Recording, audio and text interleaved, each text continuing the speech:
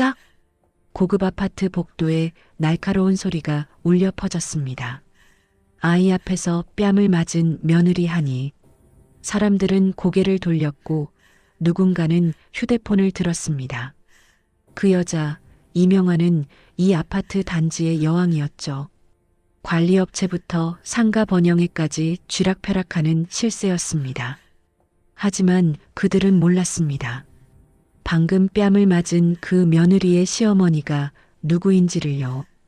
수조원대 자산을 가진 재력가, 정재계를 움직이는 거물. 그리고 오늘 그 시어머니는 결심했습니다. 며느리를 때린 그 손 하나하나 대가를 치르게 하겠다고 말이죠. 조용히 사람을 망가뜨리던 여자의 인생이 무너지는 순간 그 소름 돋는 반전의 기록을 지금 시작합니다. 사연을 시작하기 전에 구독과 좋아요 버튼을 꾹 눌러주시고요. 어디에서 듣고 계신지 댓글로 남겨주세요. 새해 여러분의 가정에 행운이 가득 깃들기를 바라겠습니다.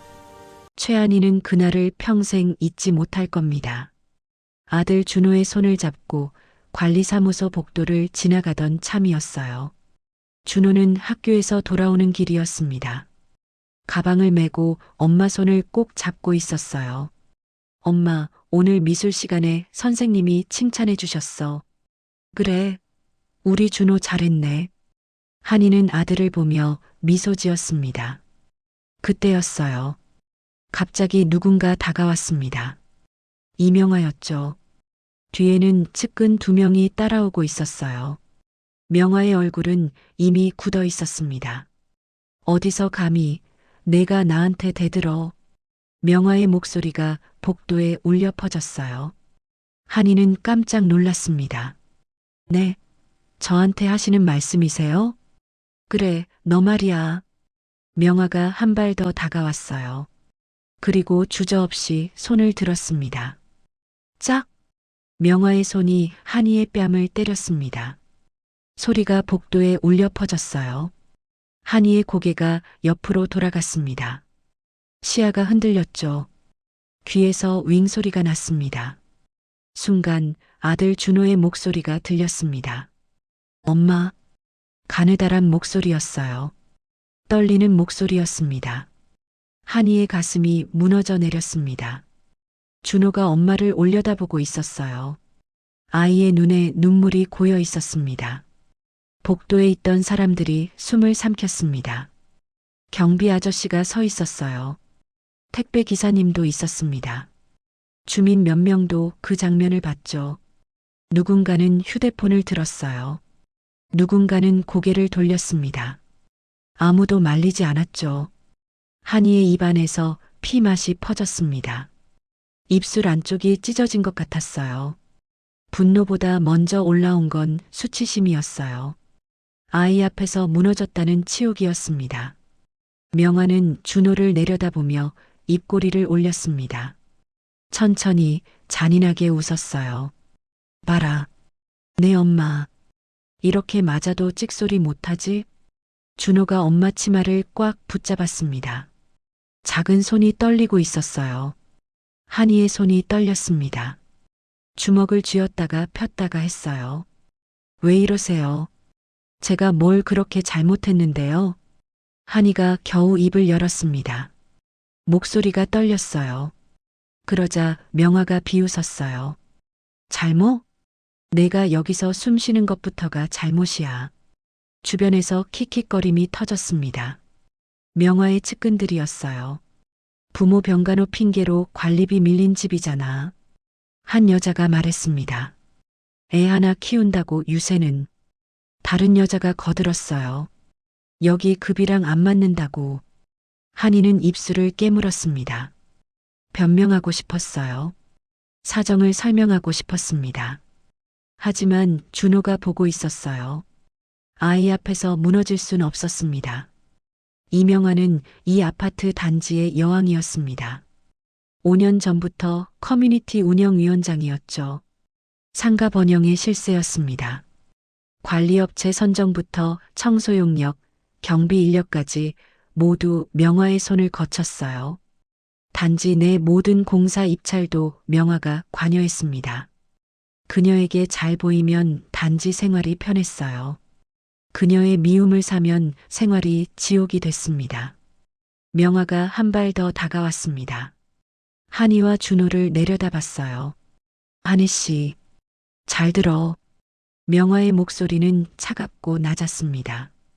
여긴 내가 발붙일 곳 아니야. 조용히 기어다니든가 아니면 애 인생까지 같이 말아먹든가.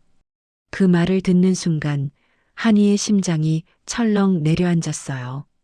애 인생이라는 말, 준호를 건드리겠다는 협박이었습니다. 준호가 엄마 손을 꼭 잡았습니다. 엄마, 우리 집 가. 아이의 목소리가 떨렸어요. 그 순간 한이의 가슴이 찢어졌습니다. 눈물이 날 것 같았어요. 하지만 참았습니다. 바로 그때였습니다. 회의실 안에서 누군가 낮게 말했어요. 그 여자 곧 알게 될 거야. 복도에 있던 사람들의 시선이 문 쪽으로 쏠렸습니다. 회의실 문이 열렸어요. 검은 정장을 입은 비서가 먼저 들어왔어요. 30대 중반쯤 되어 보이는 여성이었습니다.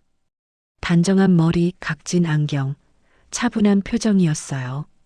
그 뒤로 한 여인이 천천히 걸어 들어왔습니다.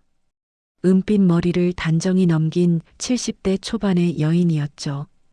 키는 그리 크지 않았어요. 과하지 않은 베이지색 코트를 입고 있었습니다. 화려하지 않은 옷차림이었어요. 그러나 눈빛만은 달랐습니다. 날카로웠어요.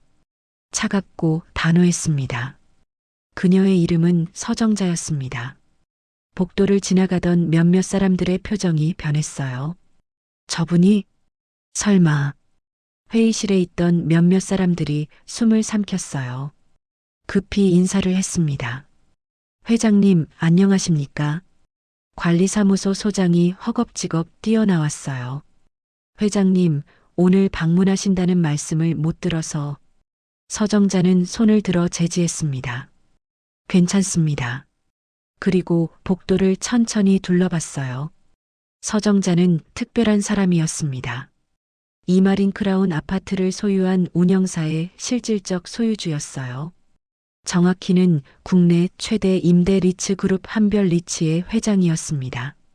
자산 규모 3조 원대였죠. 전국에 20개 이상의 아파트 단지를 운영했어요. 상업용 빌딩도 30개 이상 소유하고 있었습니다. 정재계에서 그녀의 이름은 무게가 있었어요. 그리고 한 가지 더. 방금 뺨을 맞고 있는 최한희의 시어머니였습니다. 서정자의 시선이 며느리에게 닿는 순간이었어요. 공기가 변했습니다. 한이의 붉게 부은 뺨이 보였죠. 왼쪽 뺨이 빨갛게 달아올라 있었어요. 아이 앞에서 고개를 숙인 모습이 눈에 들어왔습니다. 손을 잡고 떨고 있는 손주 준호도 보였어요. 그걸 본 시어머니의 얼굴에서 온기가 사라졌어요. 서정자는 아무 말도 하지 않았습니다. 다만 한 걸음 또 한 걸음 이명화 앞으로 다가갔어요. 구두 소리만 복도에 울렸습니다. 딱, 딱, 딱. 명화는 서정자를 처음 봤어요. 누군지 몰랐습니다. 주변 사람들이 긴장하는 것도 눈치채지 못했어요. 서정자가 명화 바로 앞에 섰습니다. 두 사람의 시선이 마주쳤어요. 서정자가 아주 낮은 목소리로 말했습니다. 내 손 어디에 썼는지 지금부터 내가 하나하나 따져보겠다. 이명화가 코웃음을 쳤어요. 뭐야, 또 누구야? 돈 좀 있다고 설치는 노인네야? 주변 사람들이 헉하고 숨을 들이켰어요. 관리사무소 소장의 얼굴이 새하얘졌습니다. 하지만 서정자는 표정 하나 변하지 않았어요. 그 순간 서정자의 입꼬리가 아주 미세하게 올라갔습니다. 돈? 아니, 나는 판을 가진 사람이야. 그리고 그녀는 덧붙였습니다. 내 며느리를. 그것도 손주 앞에서 때렸지? 명화의 표정이 살짝 굳었어요. 며느리? 손주? 오늘부로. 서정자가 천천히 말했습니다. 내가 가진 것들 전부 정리해 줄게. 회의실 안의 공기가 얼어붙었습니다. 관리사무소 직원들이 서로 눈치를 봤어요. 아무도 몰랐어요. 지금 이 순간 이명화의 인생이 이미 끝났다는 사실을요. 이명화가 이 단지의 여왕이 된 건 5년 전이었습니다. 처음엔 평범한 주민이었어요. 하지만 명화는 야망이 있었습니다. 첫 번째 희생자는 전임 운영위원장이었어요. 박성준이라는 50대 남성이었습니다. 성실하고 정직한 사람이었죠. 명화는 그를 제거하기로 마음먹었어요. 방법은 간단했습니다. 박성준이 관리비를 횡령했다는 소문을 퍼뜨렸어요. 물론 거짓이었습니다. 하지만 명화는 교묘하게 증거를 조작했어요. 회계장부를 몰래 수정했습니다. 박성준의 계좌로 돈이 입금된 것처럼 만들었어요. 실제로는 명화가 자기 돈을 넣었다 뺀 거였지만요. 단톡방에 글이 올라갔습니다. 위원장이 관리비 빼돌렸다는 소문 들었어요? 증거가 있대요. 주민들이 술렁거렸어요. 박성준은 억울했습니다. 저는 그런 적 없습니다. 해명했지만 소용없었어요. 이미 여론은 돌아섰습니다. 결국 박성준은 위원장직을 사임했어요. 단지를 떠났습니다. 그리고 명화가 새 운영위원장이 됐죠. 두 번째 희생자는 상가 주인이었습니다. 1층에서 빵집을 운영하던 김미선 씨였어요. 40대 여성이었습니다. 성실하게 가게를 운영했어요. 주민들에게 인기가 많았습니다. 명화는 그게 마음에 안 들었어요. 상가도 내 통제 아래 있어야 해. 명화는 상가 번영회를 장악했습니다. 그리고 김미선에게 협력금을 요구했어요. 매출의 10%를 번영회에 내셔야 합니다. 10%요? 그건 너무 과한데요. 규정입니다. 다른 상가들도 다 내요. 김미선은 거절했습니다.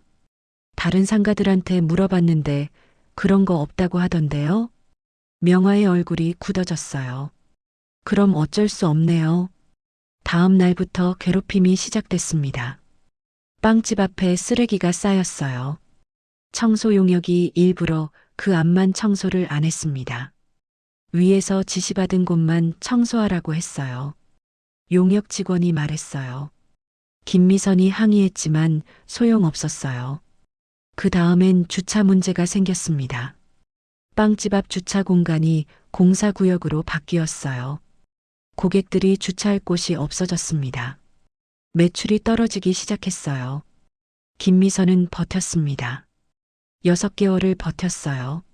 하지만 결국 버티지 못했습니다. 빵집을 닫았어요. 눈물을 흘리며 단지를 떠났습니다. 그 자리에는 명화 친구의 카페가 들어왔어요. 세 번째 희생자는 경비원이었습니다. 정년퇴직 후 이곳에서 일하던 이준수 씨였어요. 65세였습니다. 성실하고 친절한 경비원이었어요. 주민들이 좋아했습니다. 어느 날 명화의 차가 단지 안에서 과속을 했어요. 이준수 씨가 정중하게 말했습니다. 위원장님, 단지 내 속도를 좀 줄여주시면 좋겠습니다. 아이들이 많이 다니니까요. 명화가 차에서 내렸어요. 뭐라고? 감히 나한테? 아니, 그게 아니라 규정상. 규정? 내가 규정이야. 다음 날 이준수 씨는 경비실에서 쫓겨났습니다.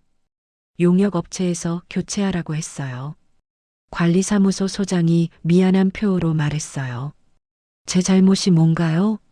모르겠습니다. 위에서 지시가 내려왔어요. 이준수 씨는 일자리를 잃었습니다. 65세에 다시 일자리를 구하기는 어려웠어요. 네 번째 희생자는 젊은 부부였습니다. 302동에 살던 신혼부부 강민준, 이지영 씨였어요. 둘 다 30대 초반이었습니다. 아이를 가진 지 5개월 됐어요. 지영 씨는 임신 중이었습니다. 어느 날 엘리베이터에서 명화와 마주쳤어요. 명화가 먼저 타고 있었습니다. 지영 씨가 들어가려는데 명화가 말했어요. 다음 거 타. 네. 아직 자리 있는데요? 임산부 냄새 싫어. 다음 거 타라고. 문을 닫아버렸습니다. 지영 씨는 충격을 받았어요. 남편 민준 씨에게 말했습니다. 여보, 이건 너무한 거 아니야? 참자. 여기서 살려면 참아야 해. 하지만 민준 씨는 참지 못했어요. 다음날 운영위원회에 항해 전화를 했습니다. 위원장의 행동이 부적절했습니다. 공개 사과를 요구합니다. 명화는 웃었어요. 사과? 재미있네. 그날 밤부터 괴롭힘이 시작됐습니다. 새벽 2시에 초인종이 울렸어요. 나가보면 아무도 없었습니다. 일주일 내내 계속됐어요. 지영 씨는 임신 중이라 잠을 제대로 못 잤습니다. 스트레스를 받았어요. 민준 씨가 경찰에 신고했습니다. CCTV를 확인해 주세요. 하지만 CCTV는 고장 나 있었어요. 공교롭게도 그 시간대만 녹화가 안 됐네요. 관리사무소 직원이 말했습니다. 3달 후 강민준 부부는 이사를 갔어요. 지영 씨의 건강을 위해서였습니다. 전세 계약을 중도 해지하면서 위약금을 물었어요. 명화는 그들이 떠나는 걸 보며 흡족해했습니다. 감히 나한테 대들어? 5번째 희생자는 청소용역 직원이었습니다. 60대 여성 박순자 씨였어요. 가난했습니다. 남편은 일찍 돌아가셨고 손주를 키우고 있었어요. 이 일이 유일한 수입원이었습니다. 성실하게 일했어요. 새벽 5시부터 나와서 단지를 청소했습니다. 어느 날 명화의 집 앞을 청소하다가 실수했어요. 화분을 건드렸습니다. 넘어지진 않았지만 흙이 조금 쏟아졌어요. 박순자 씨는 재빨리 치웠습니다. 죄송합니다. 제가 실수했어요. 하지만 명화는 용서하지 않았어요. 이 할망구가 감히 내 화분을. 죄송합니다. 정말 죄송합니다. 박순자 씨는 연신 고개를 숙였어요. 당장 짐 싸. 오늘부로 자르는 거야. 안 됩니다. 제발 한 번만 봐주세요. 박순자 씨가 울었어요. 손주 학원비를 벌어야 해요. 제발이요. 명화는 비웃었습니다. 그게 나랑 무슨 상관? 박순자 씨는 그날로 해고됐어요. 용역업체에 명화가 전화했습니다. 그 할망구 다시는 우리 단지에 발도 못 붙이게 해. 박순자 씨는 일자리를 잃었습니다. 이렇게 명화는 5년 동안 단지를 지배했어요. 자기 맘에 안 드는 사람은 모두 제거했습니다. 그 방법은 항상 교묘했어요. 직접 손을 더럽히지 않았습니다. 시스템을 이용했어요. 사람들을 이용했습니다. 그리고 그 누구도 명화에게 맞서지 못했어요. 왜냐하면 명화는 단지의 모든 것을 쥐고 있었으니까요. 그런 명화의 다음 타깃이 바로 최한이었습니다.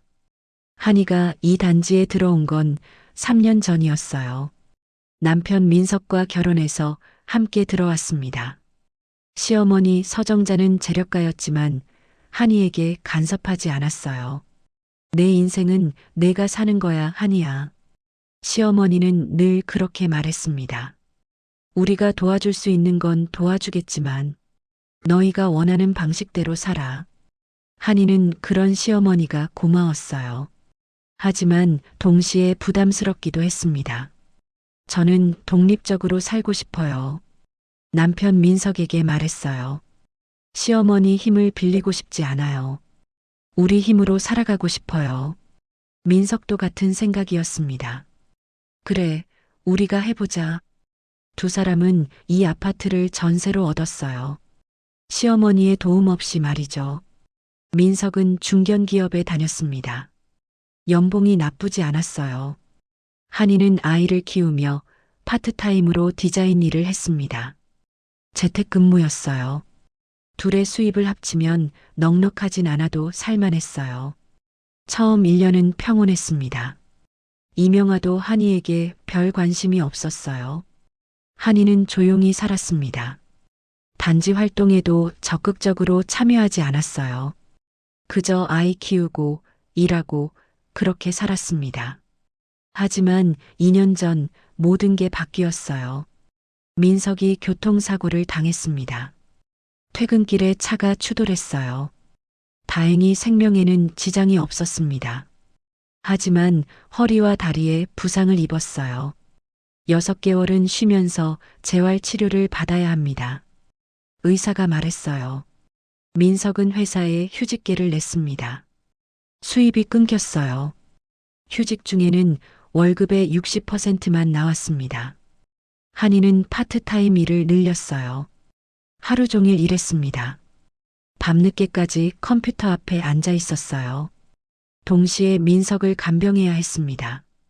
병원에 데려가고 재활 치료를 도와주고 준호도 돌봐야 했어요. 당시 준호는 5살이었습니다.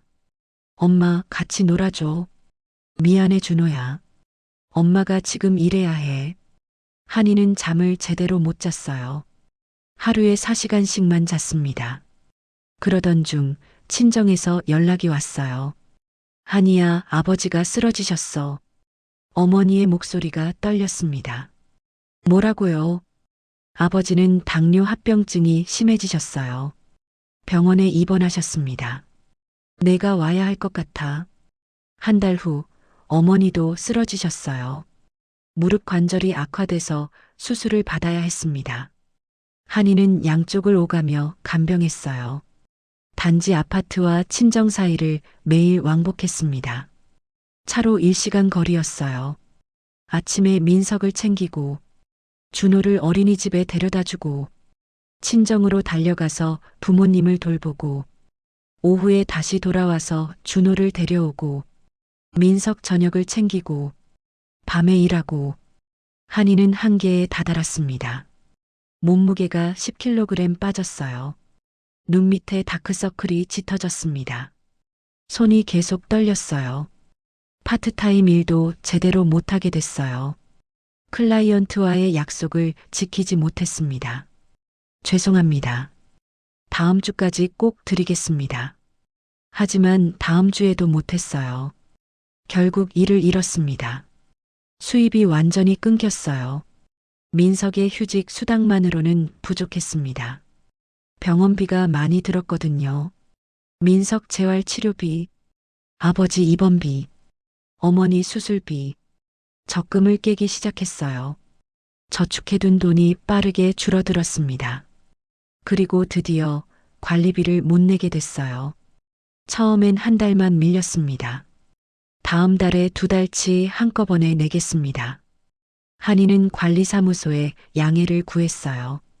하지만 다음 달도 어려웠습니다. 2달이 됐어요. 3달이 됐습니다. 그때부터 명화의 레이더에 잡혔어요. 302동 최한이 관리비 3개월 연체. 명화가 서류를 보며 중얼거렸습니다. 이거 재미있는데? 명화는 한이를 불렀어요. 커뮤니티 센터 회의실로 부른 겁니다. 관리비 문제 때문에 뵙자고 했습니다. 한이는 긴장하며 들어갔어요. 명화는 테이블에 앉아 있었습니다. 측근 2명과 함께였어요. 앉으세요. 한이가 앉았습니다. 최한희 씨, 관리비 3개월 밀렸죠? 네, 죄송합니다. 사정이 있어서. 사정? 명화가 비웃었어요. 여기 사는 사람들 다 사정 있어요. 그래도 관리비는 내잖아요. 한이는 고개를 숙였습니다. 조금만 시간을 주시면 꼭 갚겠습니다. 언제? 1-2달만 기다려주시면. 2달? 명화가 손가락으로 테이블을 톡톡 두드렸어요. 그럼 5개월치가 되는데 남편분이 복직하면 바로 갚을 수 있습니다. 복직이 확실해요? 네. 사실 확실하지 않았어요. 민석의 회사에서 구조조정 얘기가 나오고 있었습니다. 하지만 한이는 그걸 말할 수 없었어요. 명화는 한이를 찬찬히 훑어봤습니다. 최한혜 씨. 네. 시어머니가 재력가라며 한이의 얼굴이 굳었어요. 어떻게 아세요? 여기선 내가 모르는 게 없어요. 명아가 웃었습니다. 근데 왜 도움을 안 받아요? 그건 자존심? 명아의 목소리에 조롱이 섞였어요. 자존심 세운다고 관리비를 안 내면 안 되죠. 한이는 입술을 깨물었습니다. 2달만 기다려주시면 정말 꼭. 싫은데요. 명아가 잘라 말했어요. 규정상 3개월 연체면 퇴거 조치 가능해요. 퇴거요? 네. 알고 계셨죠? 한이의 얼굴이 창백해졌어요. 제발 그러지 말아주세요. 그럼 어떻게 해야 할까요? 명아가 팔짱을 꼈습니다. 저한테 뭘 해줄 수 있어요? 한이는 당황했어요. 뭘 해드리면 될까요? 글쎄요. 생각 좀 해봐야겠네요. 명아가 일어섰습니다. 일단 오늘은 이만 가보세요. 조만간 연락드릴게요. 한이는 떨리는 다리로 일어섰어요. 회의실을 나왔습니다. 복도에서 주저앉고 싶었어요. 하지만 참았습니다. 그 후로 괴롭힘이 시작됐어요. 단톡방에 글이 올라오기 시작했습니다. 302동, 관리비 연체 심각하다던데요? 맞아요. 몇 달째래요. 공동체 의식이 없네요. 한이는 단톡방을 봤어요. 해명하고 싶었습니다. 하지만 하면 할수록 더 나빠질 것 같았어요. 그냥 참았습니다. 엘리베이터에서 주민들을 만났어요. 안녕하세요. 한이가 인사했습니다. 하지만 그들은 고개를 돌렸어요. 대답하지 않았습니다. 준호가 물었어요. 엄마, 왜 사람들이 인사 안 받아줘? 아, 바빠서 그래. 한이는 억지로 웃었습니다. 어느 날 집 앞에 쪽지가 붙어 있었어요. 관리비 내세요. 여기서 나가세요. 한이는 그 쪽지를 떼어냈습니다. 손이 떨렸어요. 눈물이 났습니다. 하지만 준호 앞에서 울 수 없었어요. 엄마, 그게 뭐야? 아무것도 아니야. 쪽지를 구겨서 버렸습니다. 다음 날 또 붙어 있었어요. 그 다음 날도 붙어 있었습니다. 일주일 동안 계속 붙었어요. 한이는 매일 아침 그 쪽지를 떼어냈습니다. 그러던 어느 날이었어요. 준호가 어린이집에서 울면서 돌아왔습니다. 준호야, 무슨 일 있어? 엄마.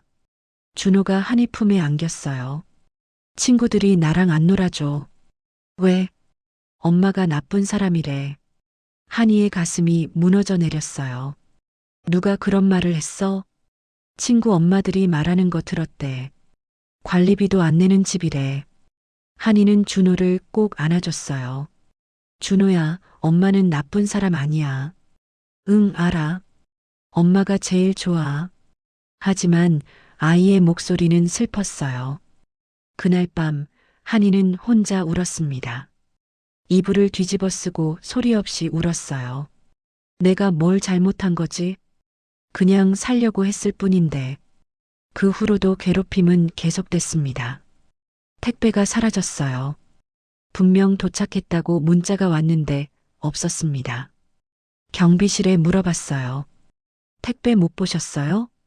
글쎄요. 못 봤는데요. 나중에 쓰레기장에서 찾았습니다. 누군가 일부러 버린 거였어요. 주차 문제도 생겼어요.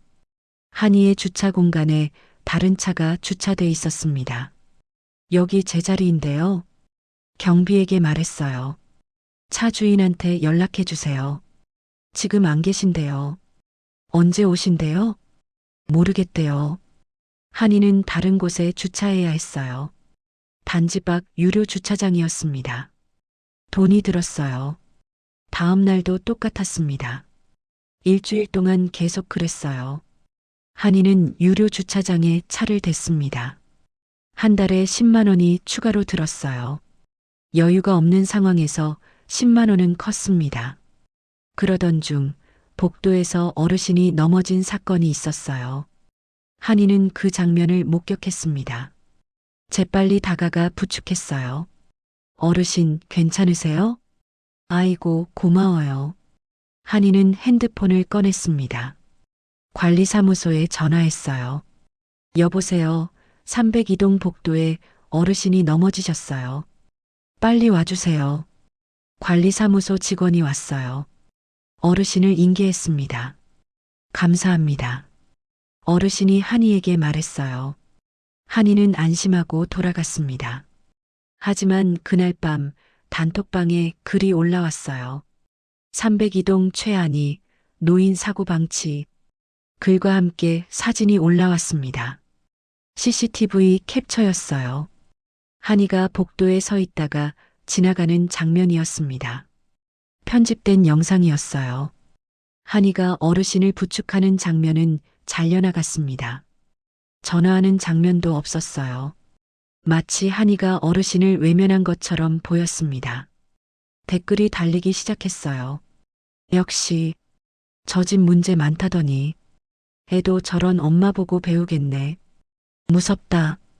한이는 그 글을 보고 손이 떨렸어요. 이건 아닌데. 해명 글을 쓰려고 했습니다. 하지만 남편 민석이 말렸어요. 한이야, 하지 마.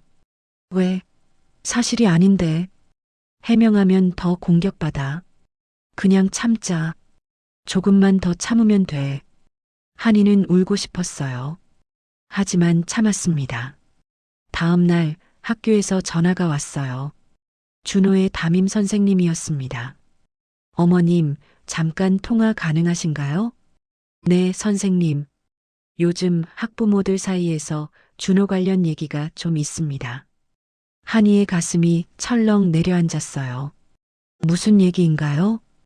혹시 가정에 문제 있으신가요? 선생님의 목소리가 조심스러웠습니다. 아니요, 별일 없는데요. 그런데 학부모들이 준호를 좀. 선생님이 말을 흐렸어요. 좀 뭐라고 하시는데요? 가정 환경이 불안정하다고. 그래서 자기 아이들이랑 놀지 못하게 한다고. 한이는 전화를 끊고 한참 동안 서 있었어요. 눈물이 주르륵 흘러내렸습니다. 준호까지 이렇게 만들다니. 그날 밤 한이는 시어머니에게 전화하려다 말았어요. 핸드폰을 들었다가 내려놓았습니다. 아니야. 우리가 해결해야 해. 시어머니 힘빌리면 안 돼. 하지만 상황은 더 나빠졌어요. 명화의 괴롭힘은 더 심해졌습니다.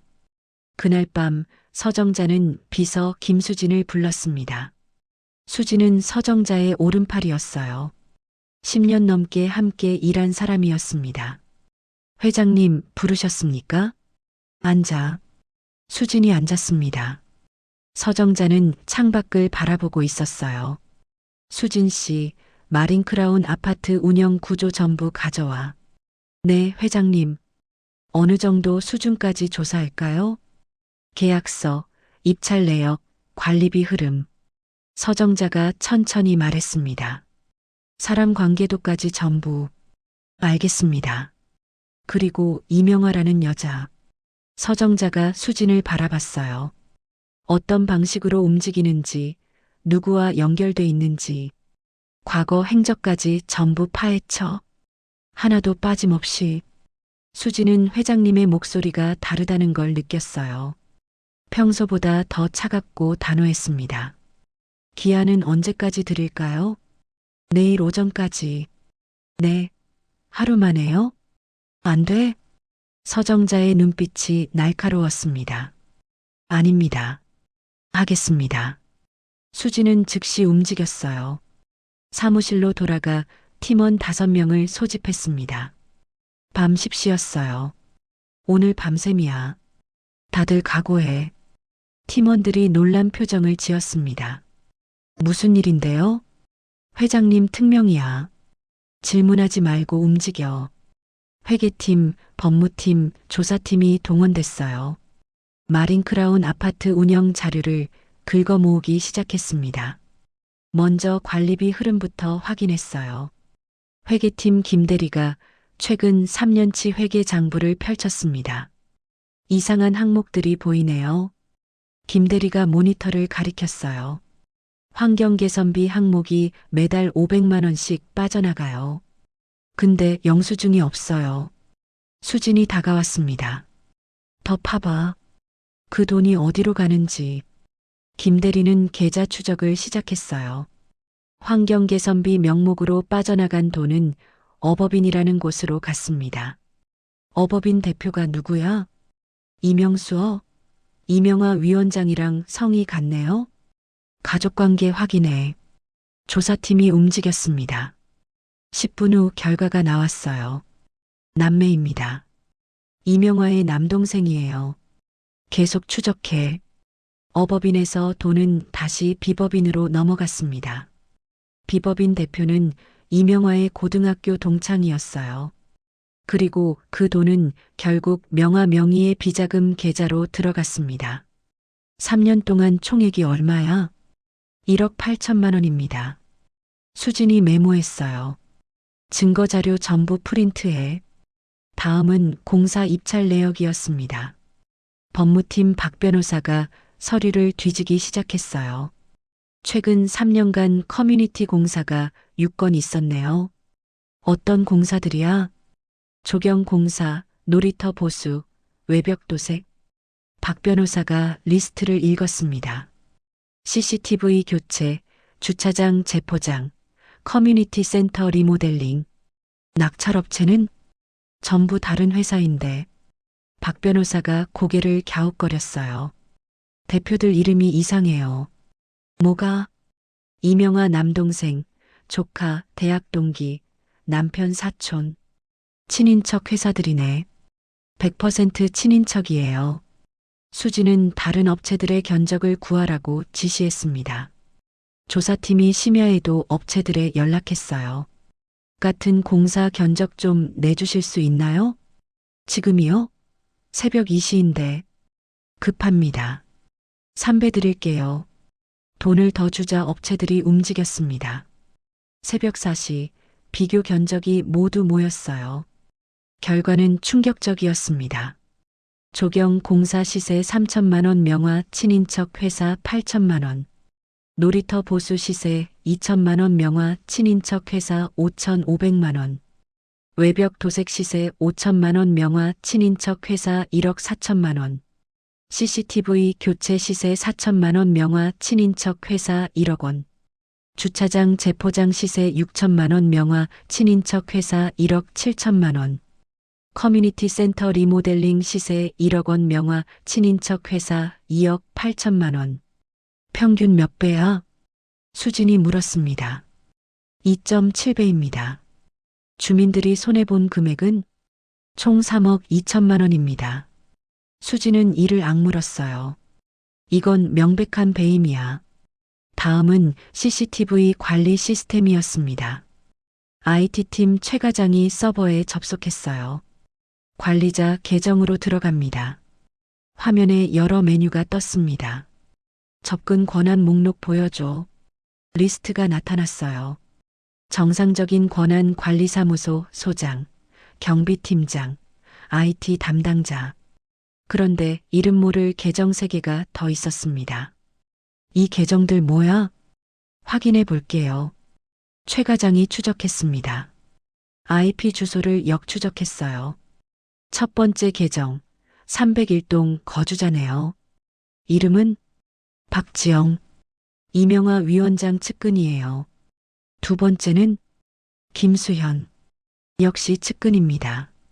세 번째는 이명화 본인이에요. 수진이 눈을 가늘게 떴습니다. 영상 편집 이력 확인해. 최 과장이 로그를 뒤졌어요. 최근 6개월간 편집 43건, 삭제 12건. 날짜별로 정리해서 리스트 뽑아. 네. 프린터가 돌아가기 시작했습니다. 리스트를 보니 패턴이 보였어요.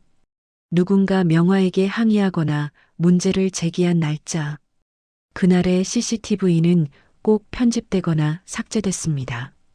증거인멸이네요. 박 변호사가 말했습니다. 자기들한테 불리한 영상은 전부 없앤 거예요. 새벽 5시가 됐습니다. 수지는 마지막 조사를 지시했어요. 피해자 명단 만들어.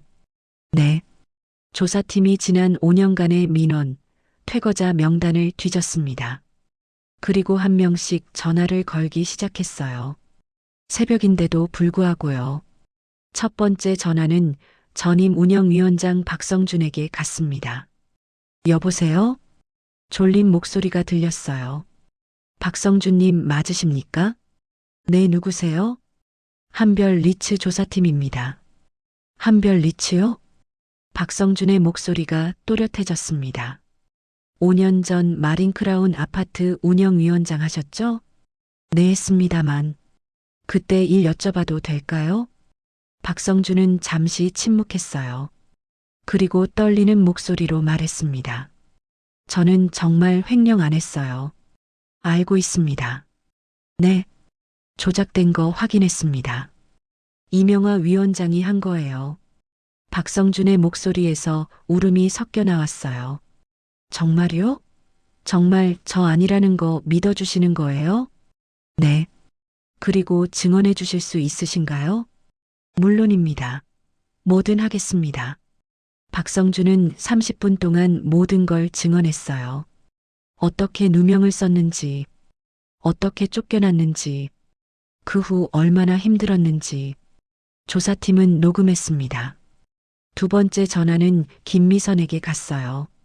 빵집을 닫았던 그 여성이었습니다. 여보세요?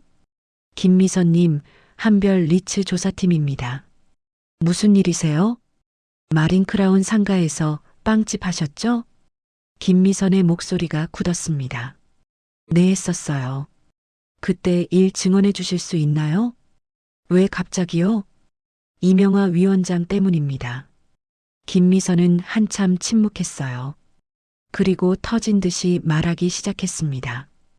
그 여자 때문에 제 인생이 망가졌어요. 10년 준비한 가게였어요. 꿈이었어요. 제 유일한 꿈이었어요. 김미선은 울면서 증언했습니다. 어떻게 괴롭힘을 당했는지, 어떻게 가게를 닫을 수밖에 없었는지. 조사팀은 모두 녹음했어요. 세 번째는 경비원 이준수였습니다. 여보세요? 누구세요? 이준수님, 한별 리츠입니다. 한별 리츠요? 마린크라운에서 경비 근무하셨죠? 네, 했었습니다. 왜 그만두셨어요? 이준수가 한숨을 쉬었어요. 해고당했어요. 이유가 뭐였나요? 이명화 위원장한테 미움받아서요. 이준수도 증언했습니다. 단지 내 속도 위반을 지적했다가 쫓겨난 이야기. 65세에 다시 일자리 찾기 힘들었던 이야기. 손주 학원비 벌려고 택배 일하는 이야기. 네 번째는 신혼부부 강민준, 이지영이었습니다. 지영이 전화를 받았어요. 여보세요? 이지영님, 한별 리츠입니다. 한별 리츠요? 마린크라운 아파트에 사셨죠? 지영의 목소리가 떨렸습니다. 네, 살았어요. 지금은 이사 갔지만요. 왜 이사 가셨나요? 이명화 때문이에요. 지영은 임신 중에 겪었던 괴롭힘을 증언했어요. 엘리베이터에서 쫓겨났던 일, 새벽에 초인종 테러 당했던 일, CCTV가 고장 났다던 일, 결국 유산 위험 때문에 이사 갔던 일, 그때 스트레스 때문에 아이를 잃을 뻔했어요. 지영이 울먹였습니다. 다행히 무사히 나았지만 평생 잊을 수 없어요. 다섯 번째는 청소 용역 박순자였습니다. 여보세요? 늙은 여성의 목소리였어요. 박순자님, 한별 리츠입니다. 무슨 일이세요? 마린크라운에서 청소 일하셨죠? 네, 했었어요. 왜 그만두셨어요? 박순자는 한참 침묵했습니다. 그리고 작은 목소리로 말했어요. 해고당했어요. 이유가요? 화분을 건드렸다고. 박순자는 눈물 섞인 목소리로 증언했습니다. 손주 학원비 벌려고 새벽부터 일했던 이야기. 화분 실수 한 번에 쫓겨난 이야기. 그 후 생활고에 시달린 이야기. 새벽 6시가 됐습니다. 모든 증언이 녹음됐어요. 진술서도 받았습니다. 수지는 팀원들을 모았습니다. 다들 수고했어. 이제 정리해. 보고서가 만들어지기 시작했어요. 회계자료, 계약서, 견적서, 영상 파일, 녹음 파일. 모든 증거가 하나의 보고서로 정리됐습니다. 오전 8시였습니다. 120페이지 분량의 보고서가 완성됐어요. 수지는 서정자의 사무실로 향했습니다. 노크하고 들어갔어요. 회장님, 보고서 완성했습니다. 서정자는 창가에 서 있었습니다. 고생했어. 앉아. 수진이 두꺼운 파일을 책상에 놓았어요. 서정자는 보고서를 펼쳤습니다. 첫 페이지를 읽기 시작했어요. 마린크라운 아파트 운영 부정행위 종합보고서. 조사 대상 이명화 커뮤니티 운영위원장. 조사기간 최근 5년. 조사 책임 김수진 이사. 서정자의 눈빛이 차갑게 가라앉았습니다. 페이지를 넘겼어요. 제1장 관리비 부정 사용 및 횡령. 마이너스 환경개선비 명목 횡령 총 1억 8천만 원. 마이너스 우회 송금 경로 단지 어법인이 명수 명화 남동생. 비법인 채영이 명화 동창 명화 비자금 계좌. 마이너스 증거 계좌 이체 내역 36건. 회계장부 조작 흔적. 서정자는 천천히 고개를 끄덕였어요. 제2장 공사 입찰 담합 및 배임. 마이너스 조사 기간 내 총 6건 공사. 친인척 회사 100% 낙찰. 마이너스 시세 대비 평균 2.7배고가 견적. 마이너스 주민 피해액 총 3억 2천만 원. 마이너스 증거 입찰 서류. 비교 견적서. 친인척 관계 증명. 서정자의 입술이 얇게 그어졌습니다. 제3장 CCTV 관리 시스템 불법 사용. 마이너스 무단 관리자 권한 부여 측근 3명. 마이너스 영상 편집 43건. 마이너스 영상 삭제 12건. 마이너스 목적 증거 인멸 및 허위 사실 유포. 마이너스 증거 서버 로그. 편집 전후 영상 비교. 서정자는 보고서를 덮었어요. 마지막 장을 폈습니다. 제4장 주민 괴롭힘 및 인권 침해. 피해자 명단. 1. 박성준 전임위원장 마이너스 허위 횡령 조작 명예훼손. 2. 김미선 상가 주인 마이너스 영업 방해 강요. 3. 이준수 경비원 마이너스 부당해고. 4. 강민준 이지영 주민 마이너스 지속적 괴롭힘, 주거권 침해. 5. 박순자 청소 용역 마이너스 부당해고. 6.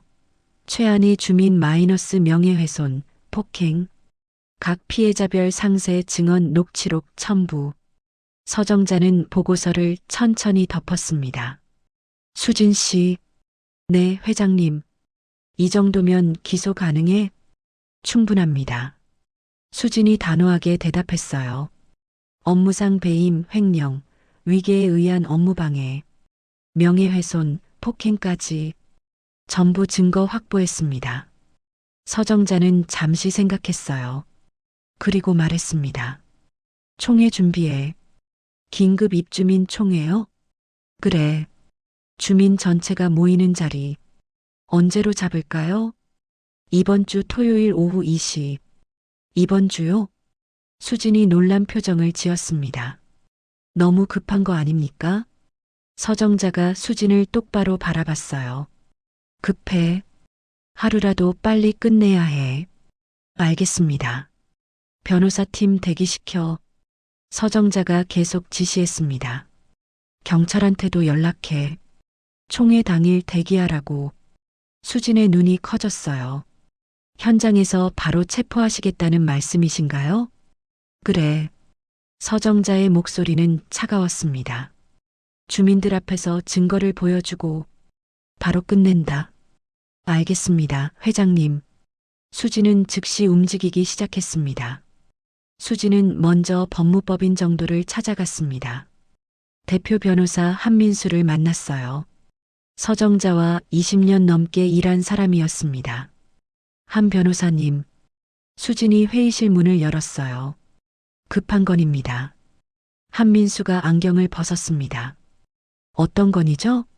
수진이 120페이지 보고서를 테이블에 내려놓았어요. 한민수는 보고서를 펼쳤습니다.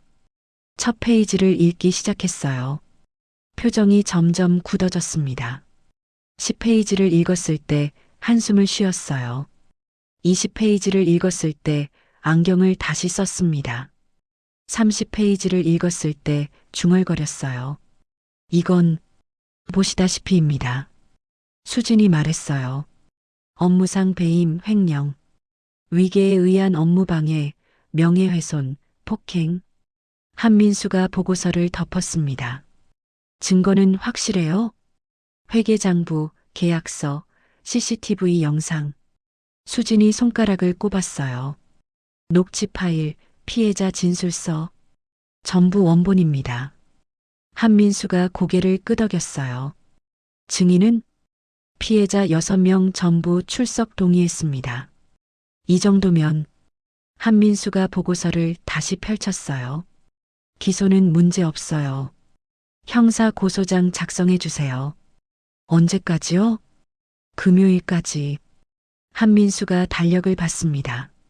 오늘이 화요일인데 이틀? 네. 왜 그렇게 급해요? 토요일 총회에서 바로 체포할 겁니다. 한민수는 잠시 놀란 표정이었어요. 하지만 곧 이해했습니다. 회장님 스타일이었어요. 알겠습니다. 밤새서라도 준비하죠. 고맙습니다. 수지는 법무법인을 나왔습니다. 다음 행선지는 강남경찰서였어요. 형사과를 찾아갔습니다. 형사과장 이태균을 만났어요. 무슨 일로 오셨습니까? 이태균이 물었습니다. 고발건입니다. 수진이 서류 봉투를 건네렸어요. 이태균은 서류를 꺼냈습니다. 읽기 시작했어요. 이거 사건이 크네요. 토요일 오후 2시. 수진이 말했습니다. 마린크라운 아파트 커뮤니티 센터에서 긴급 총회가 열립니다. 그 자리에서 증거를 공개하고 현장 체포를 요청합니다. 이태균이 서류를 내려놓았어요. 영장은 금요일까지 발부받겠습니다. 피의자 도주 우려는 없습니다. 본인은 자기가 체포될 줄 모릅니다. 이태균이 생각했어요. 좋습니다. 협조하겠습니다. 인원은 몇 명 필요하신가요? 4명 정도면 됩니다. 알겠습니다. 이태균이 메모했습니다. 토요일 오후 1시 30분까지 현장 도착하겠습니다. 감사합니다. 수지는 경찰서를 나왔어요. 다음은 마린크라운 관리사무소였습니다. 소장실 문을 열었어요. 소장님, 소장 김철수가 놀라 일어났습니다. 아, 이사님, 어쩐 일이세요? 긴급 총회 공지 내주세요. 네, 갑자기요? 김철수가 당황했어요. 네, 오늘 오후까지 전 세대 공지하세요. 안건은 뭐라고 할까요? 단지 운영 투명성 및 주요 사안 논의. 수진이 메모를 건넸습니다. 이대로 공지문 작성하세요. 김철수가 메모를 받았어요. 읽어보니 딱딱한 공문 형식이었습니다. 알겠습니다. 바로 하겠습니다. 그리고 소장님, 수진이 덧붙였어요. 이 건 이명화 위원장한테 미리 알리지 마세요. 김철수의 눈이 커졌습니다. 네, 위원장님한테 안 알려요? 네, 절대 안 됩니다. 하지만 위원장님이 나중에 알면 상관없습니다. 수진이 단호하게 말했어요.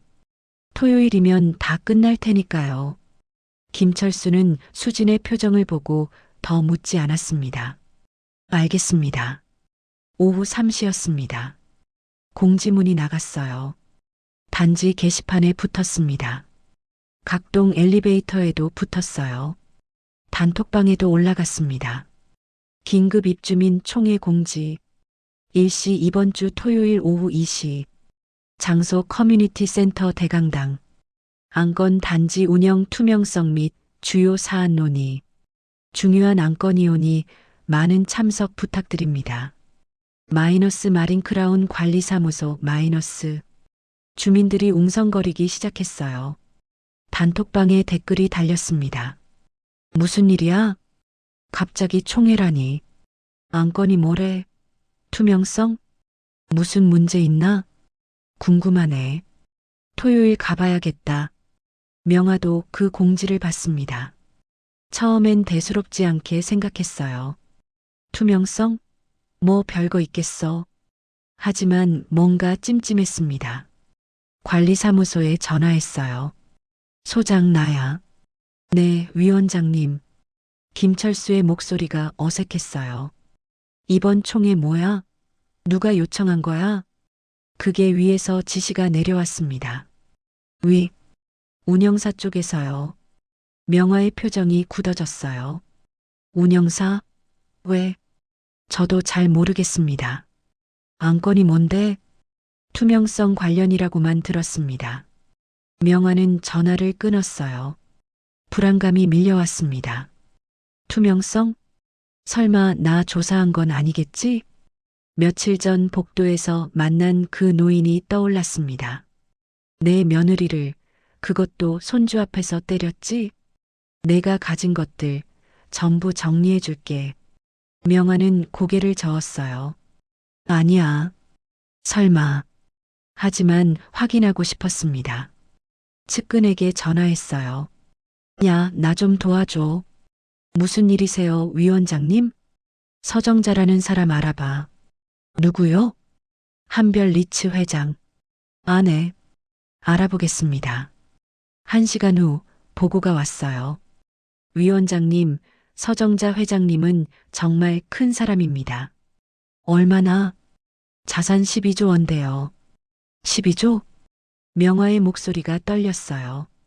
아파트 20개 단지, 빌딩 30개 이상, 그리고 외국에도 엄청난 부동산과 주식을 소유하고 있대요. 가족 관계는? 아들 하나 있는데요. 측근이 잠시 멈췄습니다. 왜? 그분이 최민석 씨래요. 명화의 얼굴이 하얘졌어요. 최민석? 302동? 네, 확인했습니다. 그럼 며느리는? 최한혜 씨 맞습니다. 명화는 휴대폰을 떨어뜨릴 뻔했어요. 내가 서정자의 며느리를 때렸어? 한별 리츠 회장의? 이 아파트 주인의? 식은땀이 흘렀습니다. 다리가 후들거렸어요. 명화는 소파에 주저앉았습니다. 어떡하지? 하지만 곧 정신을 차렸어요.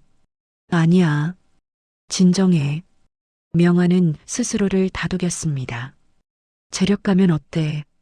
여긴 내가 5년 동안 지배했어. 주민들은 다 내 편이야. 증거도 없을 거야. 다 지웠으니까.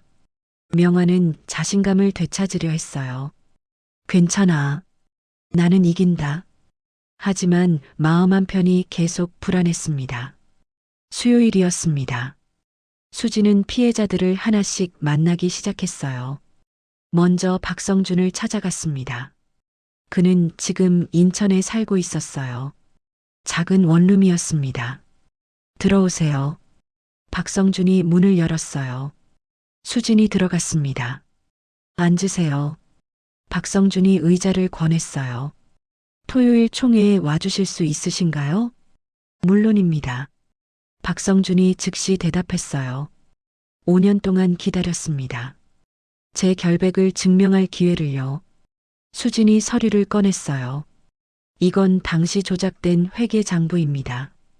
그리고 이건 진짜 장부고요. 두 장부를 나란히 놓았습니다. 박성준은 두 장부를 비교했어요. 이걸 찾으신 거예요? 네. 서버에 백업이 남아 있었습니다. 박성준의 눈에서 눈물이 흘렀어요.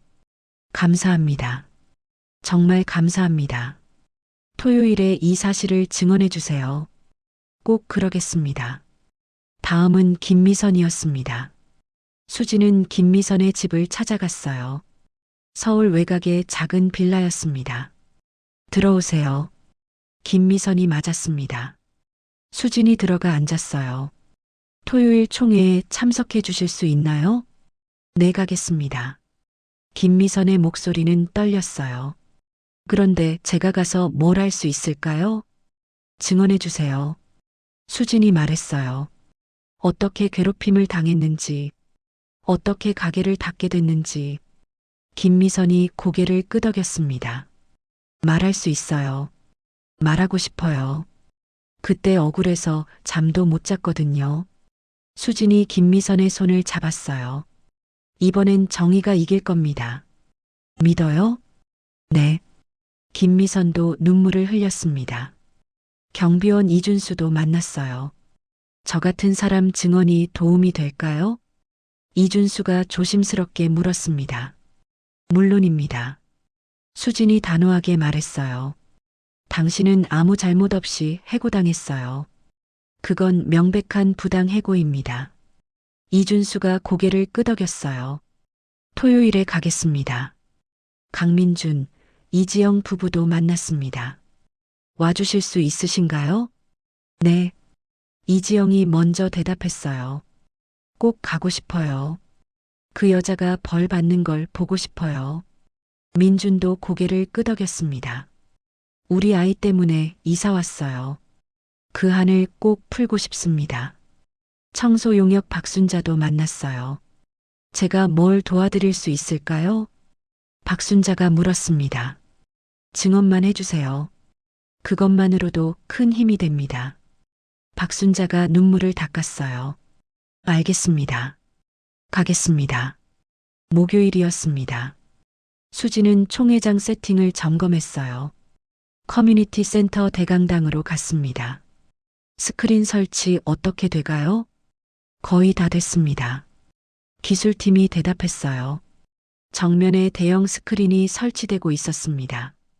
가로 5m, 세로 3m, 주민 전체가 선명하게 볼 수 있는 크기였어요. 음향은 스피커 8개 설치했습니다. 영상 파일 테스트해봐. 기술팀이 영상을 틀었어요. 한이가 어르신을 부축하는 원본 CCTV 영상. 선명하게 나왔습니다. 소리도 깨끗했어요. 좋아요. 다음. 명화가 한이를 때리는 영상. 짝! 소리가 대강당에 울렸습니다. 너무 선명했어요. 완벽합니다. 수진이 만족했어요. 토요일 당일에도 최종 점검하세요. 네, 이사님. 금요일 아침이었습니다. 법원에서 연락이 왔어요. 체포영장 발부됐습니다. 한민수 변호사가 전화했습니다. 피의자 이명화. 혐의는 업무상 배임, 횡령, 특수폭행, 위계에 의한 업무방해. 수진이 메모했어요. 경찰한테 전달하겠습니다. 토요일 잘 되길 바랍니다. 감사합니다, 변호사님. 수진은 경찰서에 연락했어요. 이태균 과장님, 영장 발부됐습니다. 확인했습니다. 이태균이 대답했어요. 내일 오후 1시 30분에 현장 도착하겠습니다. 부탁드립니다. 금요일 오후였습니다. 수진은 서정자에게 최종 보고를 했어요. 회장님, 모든 준비 완료됐습니다. 서정자가 고개를 끄덕였습니다. 증인들은 전원 출석 확인했습니다. 영상 자료는 대형 스크린에 송출 준비 완료했습니다.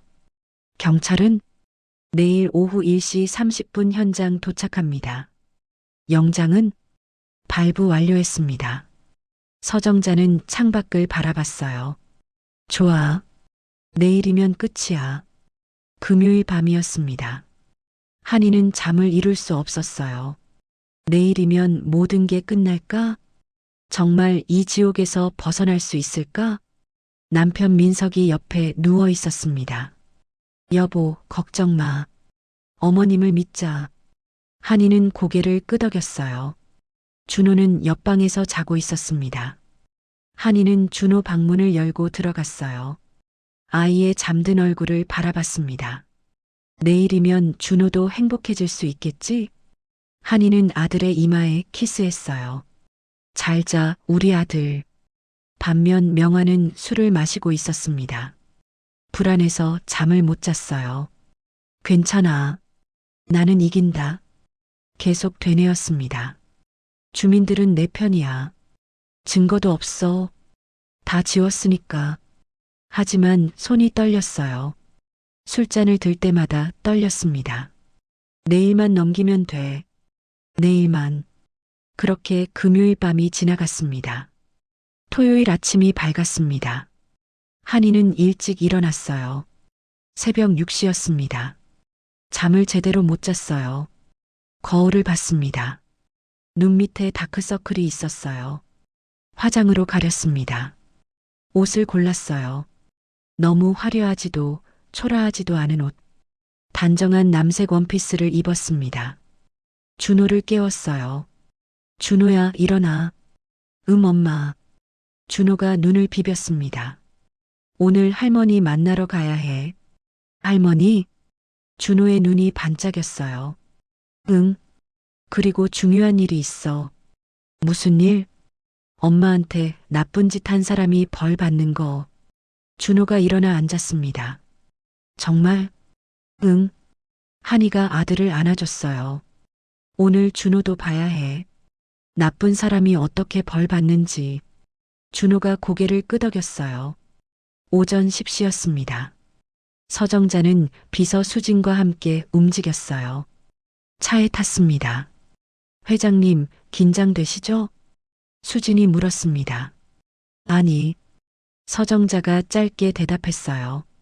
전혀 안 긴장돼. 왜죠? 이미 끝났으니까.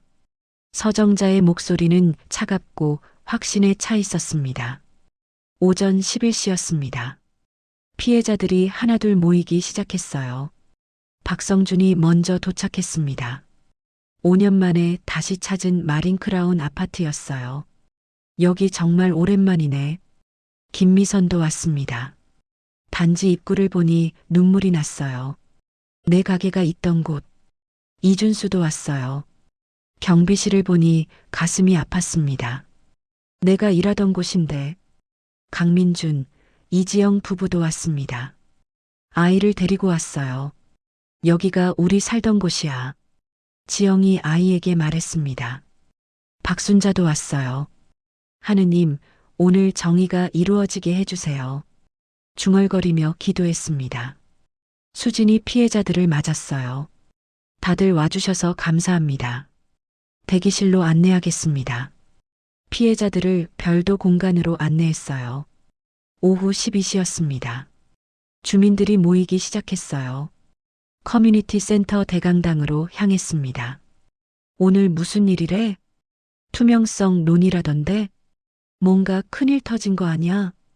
대강당이 점점 채워졌어요. 좌석이 500석이었습니다. 오후 1시가 되자 400석이 찼어요. 주민들의 웅성거림이 가득했습니다. 오후 1시 30분이었습니다. 경찰 4명이 커뮤니티 센터에 도착했어요. 이태균 과장이 이끌었습니다. 대기 장소는 어디죠? 이쪽입니다. 수진이 안내했어요. 경찰들은 대강당 옆 작은 방에서 대기했습니다. 오후 1시 40분이었습니다. 명화가 도착했어요. 측근 3명과 함께였습니다.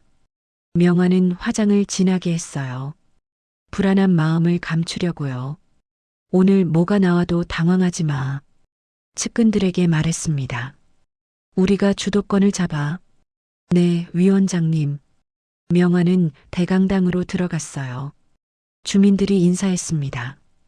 위원장님, 안녕하세요. 오늘 무슨 일이에요? 명화는 여유롭게 손을 흔들었어요. 나도 잘 모르겠어요. 곧 알겠죠. 자리에 앉았습니다. 앞쪽 중앙 자리였어요. 오후 1시 50분이었습니다. 한이가 준호 손을 잡고 들어왔어요. 민석도 함께였습니다. 사람들의 시선이 쏠렸어요. 저 사람이 최한이잖아. 맞아. 관리비 밀린 집. 얼굴 좀 봐. 아직도 멍 자국 있네. 한이는 고개를 들고 걸었습니다. 떨렸지만 참았어요. 준호가 엄마 손을 꼭 잡았습니다. 엄마, 괜찮아? 응, 괜찮아. 세 사람은 뒤쪽 자리에 앉았어요. 오후 1시 55분이었습니다. 대강당 뒤쪽 문이 열렸어요. 서정자가 들어왔습니다. 비서 수진, 변호사 한민수와 함께였어요. 사람들이 수군거렸습니다. 저분 누구야? 처음 보는데? 몇몇 사람들은 알아봤어요. 혹시 서정자 회장님? 진짜? 왜 여기 오셨어? 한별 리츠 회장이잖아. 우리 아파트 주인이야. 웅성거림이 커졌습니다.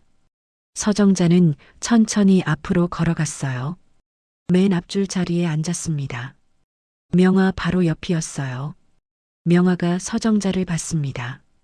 며칠 전 복도에서 본 그 노인이었어요. 저 여자가 서정자? 명화의 얼굴이 굳어졌습니다. 서정자는 명화를 쳐다보지도 않았어요. 그냥 정면을 바라봤습니다. 오후 2시 정각이었습니다. 관리사무소 소장 김철수가 단상에 올랐어요. 마이크를 잡았습니다. 안녕하십니까, 주민 여러분. 대강당이 조용해졌습니다. 긴급 입주민 총회를 시작하겠습니다. 오늘은 중요한 안건이 있어서 이렇게 모셨습니다. 김철수가 서정자를 바라봤어요. 서정자가 고개를 끄덕였습니다. 먼저 한별 리츠 서정자 회장님께서 말씀하시겠습니다. 서정자가 천천히 일어났어요. 단상으로 걸어갔습니다. 마이크 앞에 섰어요.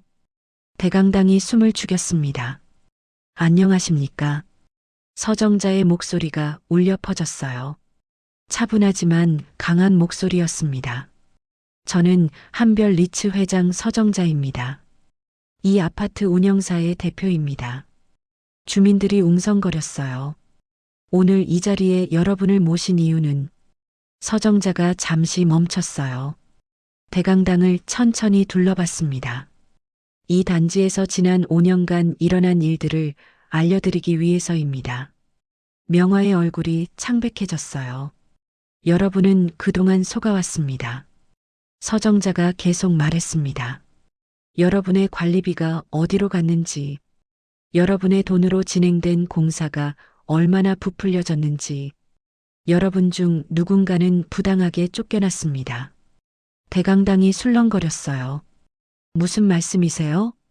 누가 속였다는 거예요? 서정자가 명화를 똑바로 바라봤습니다.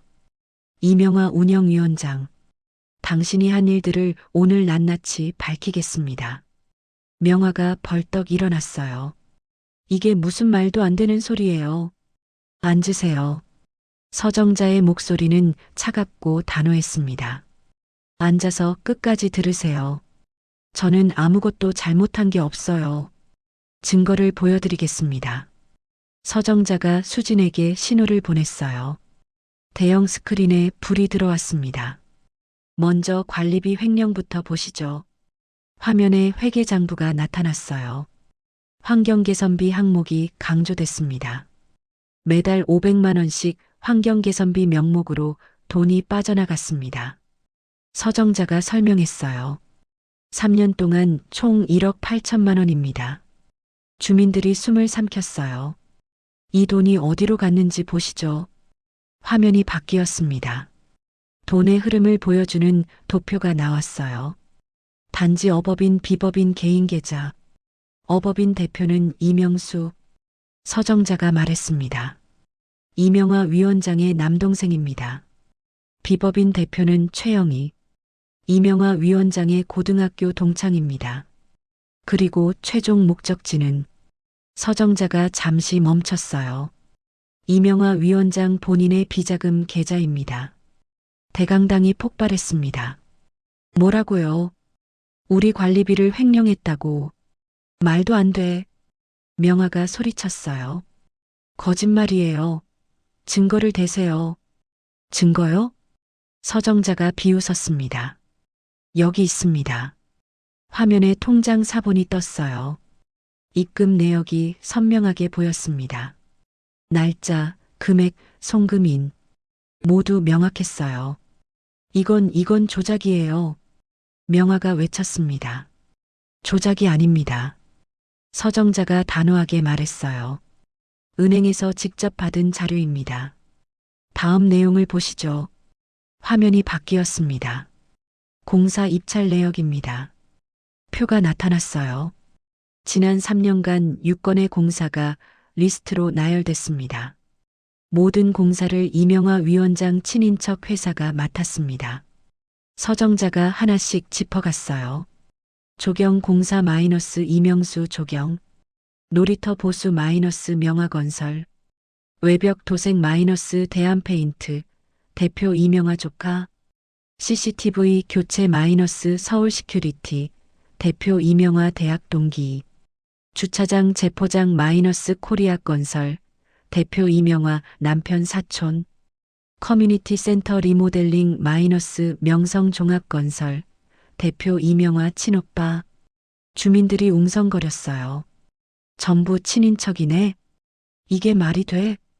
그럼 견적은 어떻게 된 거야? 서정자가 다음 화면을 띄웠습니다. 견적 비교입니다. 두 개의 표가 나란히 나타났어요. 왼쪽은 친인척 회사 견적, 오른쪽은 일반 시세.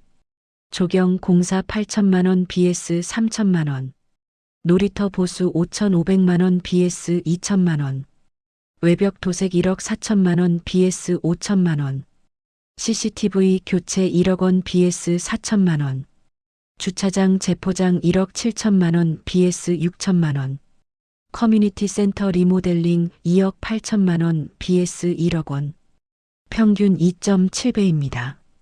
서정자의 목소리가 차갑게 울렸어요. 여러분이 손해본 금액은 총 3억 2천만 원입니다. 대강당이 다시 폭발했습니다. 3억? 우리 돈을 저렇게 빼먹었어. 도둑이잖아. 사기꾼이야. 명화가 손을 휘저었어요. 아니에요. 그건 정상적인 견적이에요. 정상적인 견적이라고요? 서정자가 냉소했습니다. 그럼 왜 다른 업체들은 절반 가격에 할 수 있다고 했을까요? 명화는 대답할 수 없었어요. 다음 내용입니다. 서정자가 계속했습니다. CCTV 관리 시스템 불법 사용. 화면에 서버 로그가 나타났어요. 관리자 권한을 가진 사람은 3명이어야 합니다. 관리사무소 소장, 경비팀장, IT 담당자. 리스트가 나타났습니다. 하지만 실제로는 6명이 접근했습니다. 추가 계정 3개가 강조됐어요. 박지영, 김수연, 그리고 이명화. 서정자가 말했습니다. 전부 이명화 위원장과 측근들입니다. 그게 뭐가 문제예요? 명화가 반박했어요. 문제는 이겁니다. 서정자가 다음 화면을 띄웠어요. 영상 편집 43건, 삭제 12건, 로그 기록이 스크롤됐습니다. 날짜와 시간이 선명했어요. 여러분에게 거짓 영상을 보여줬습니다. 불리한 영상은 삭제했습니다. 증거를 인멸한 겁니다. 주민들이 분노하기 시작했어요. 이건 범죄잖아. 우릴 속인 거야. 용서 못해. 구체적인 예를 보여드리겠습니다. 서정자가 신호를 보냈어요. 화면이 바뀌었습니다. 단톡방 캡처가 나타났어요. 302동 최안희, 노인 사고 방치. 글 아래 사진이 있었습니다. 한이가 복도에 서 있다가 지나가는 장면. 이 사진 기억하시죠? 서정자가 물었습니다. 몇몇 주민들이 고개를 끄덕였어요. 이건 편집된 영상입니다. 원본을 보시죠. 새로운 영상이 재생됐습니다. 같은 날, 같은 복도. 하지만 전체 장면이었어요. 한이가 넘어진 어르신을 발견했습니다. 재빨리 달려가 부축했어요. 어르신, 괜찮으세요? 한이의 목소리가 들렸습니다. 핸드폰을 꺼내 전화했어요. 여보세요. 302동 복도에 어르신이 넘어지셨어요. 빨리 와주세요. 어르신 옆에서 계속 기다렸습니다. 관리사무소 직원이 올 때까지요. 대강당이 술렁거렸습니다. 완전 다른데? 최한혜 씨가 도와준 거였어? 우리가 속은 거야? 한이는 자리에서 눈물을 흘렸어요. 드디어 진실이 밝혀졌습니다. 준호가 엄마 손을 잡았어요. 엄마, 괜찮아? 응, 괜찮아. 한이가 눈물을 닦았습니다. 서정자가 계속 말했습니다. 이것이 조작입니다. 이명화 위원장은 주민을 속였습니다. 무고한 사람의 명예를 훼손했습니다. 명화가 벌떡 일어났어요. 그건 실수였어요. 실수라고요? 서정자가 냉정하게 물었습니다. 43번이나 편집하고 12번이나 삭제한 게 실수인가요? 명화는 대답하지 못했어요. 이제 마지막을 보시죠. 서정자의 목소리가 더 차갑게 변했습니다. 폭력. 화면이 바뀌었습니다. 관리사무소 복도 CCTV. 날짜가 표시됐어요. 일주일 전 사람들이 숨을 죽였습니다. 영상이 재생됐어요. 한이가 준호 손을 잡고 걷고 있었습니다. 명화가 다가왔어요. 어디서 감히 내가 나한테 대들어. 명화의 목소리가 대강당에 울렸습니다. 짝! 명화의 손이 한이의 뺨을 때렸어요. 소리가 선명하게 들렸습니다. 한이의 고개가 옆으로 돌아갔어요. 준호의 목소리가 들렸습니다. 엄마. 대강당이 얼어붙었습니다. 영상은 계속됐어요. 명화가 준호를 내려다봤습니다. 봐라. 내 엄마. 이렇게 맞아도 찍소리 못하지? 엄마가 약하니까 맞는 거야. 너도 엄마 닮으면 평생 맞고 살 거야. 영상이 멈췄습니다. 대강당은 침묵에 빠졌어요. 그리고 폭발했습니다. 아이 앞에서 저런 짓을. 사람이 어떻게 저럴 수가 있어. 미친 거 아냐? 한이는 고개를 숙였어요. 준호를 안아줬습니다. 주민들이 한이를 바라봤어요. 미안한 눈빛이었습니다. 서정자가 명화를 똑바로 바라봤습니다. 이명화 씨, 당신은 관리비를 횡령했습니다. 공사 입찰을 담합했습니다. 증거를 인멸했습니다. 주민을 속였습니다. 그리고 아이 앞에서 폭력을 행사했습니다. 서정자의 목소리에 분노가 담겼어요. 당신이 한 일은 단순한 갑질이 아닙니다. 범죄입니다. 명화는 자리에 주저앉았어요. 다리에 힘이 풀렸습니다. 이제 피해자들의 증언을 듣겠습니다. 서정자가 손짓했어요. 대기실 문이 열렸습니다. 박성준이 먼저 나왔어요. 단상으로 걸어갔습니다. 마이크 앞에 섰어요. 저는 5년 전 2단지 운영위원장이었습니다. 박성준의 목소리가 떨렸어요. 이명화 씨가 저를 횡령범으로 만들었습니다. 회계장부를 조작했습니다. 저는 아무것도 하지 않았습니다. 하지만 쫓겨났습니다. 박성준의 눈에서 눈물이 흘렀어요. 5년 동안 억울했습니다. 오늘 진실이 밝혀져서 감사합니다. 주민들이 박수를 쳤습니다. 다음은 김미선이었어요. 저는 1층에서 빵집을 했습니다. 김미선의 목소리도 떨렸습니다. 이명화 씨가 협력금을 요구했습니다. 거절하자 괴롭히기 시작했습니다. 쓰레기를 치우지 않았습니다. 주차 공간을 막았습니다. 결국 가게를 닫았습니다. 김미선이 울먹였어요. 10년 준비한 꿈이었는데 주민들이 한숨을 쉬었어요. 경비원 이준수가 나왔습니다. 저는 경비로 일했습니다. 이명화 씨의 속도 위반을 지적했습니다. 다음 날 해고당했습니다. 65세에 다시 일자리 찾기 힘들었습니다. 강민준, 이지영 부부가 나왔어요. 지영이 말했습니다. 저는 임신 중이었습니다. 엘리베이터에서 쫓겨났습니다. 새벽에 초인종 테러를 당했습니다. 아이를 잃을 뻔했습니다. 지영의 목소리가 떨렸어요. 청소 용역 박순자가 나왔습니다. 화분 실수 한 번에 해고당했습니다. 손주 학원비를 벌어야 했는데 박순자가 눈물을 닦았어요. 마지막으로 한이가 일어났습니다. 준호 손을 잡고 앞으로 걸어갔어요. 단상에 올랐습니다. 마이크 앞에 섰어요. 한이는 떨렸습니다. 하지만 말해야 했어요.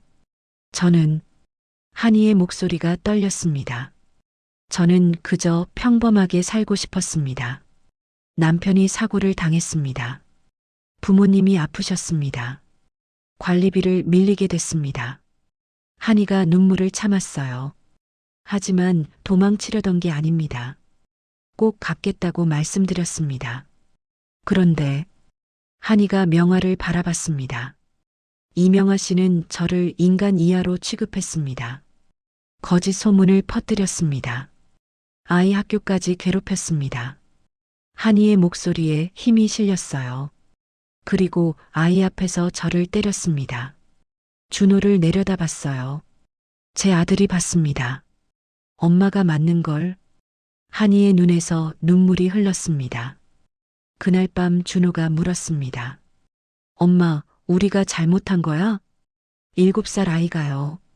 대강당이 조용해졌어요. 한이가 다시 명화를 바라봤습니다.